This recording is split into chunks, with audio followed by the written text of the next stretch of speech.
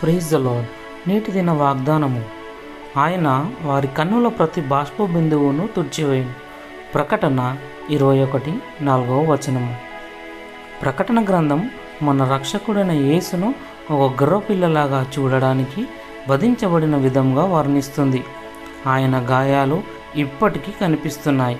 తన మనుషుల యొక్క పాపం మరియు నిరాశను స్వయంగా తానే స్వీకరించడం ద్వారా సంపాదించిన గాయాలు, తద్వారా వారు క్రొత్త జీవంను మరియు నిరీక్షణను కలిగి ఉంటాయి.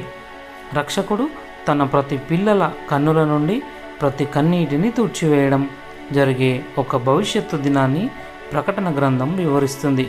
యేసు వారి బాధను తగ్గించాడు, అయితే ప్రతి వ్యక్తి యొక్క ప్రత్యేకమైన దుఃఖాన్ని నిజంగా చూస్తాడు మరియు శ్రద్ధ వహిస్తాడు. నీ బాధలో నీవు ఎప్పుడు నిజంగా చూసినట్లు అనిపించింది? కష్ట సమయాల్లో దేవుడు నిన్ను ఏ విధంగా ఆదరించాడు? ప్రార్థన. ప్రియమైన దేవా, నా దుఃఖం అంతటిని చూసినందుకు, అర్థం చేసుకున్నందుకు మరియు మోస్తున్నందుకు నీకు వందనములు. యేసయ్య నామములో ప్రార్థిస్తున్నాం తండ్రి. ఆమెన్.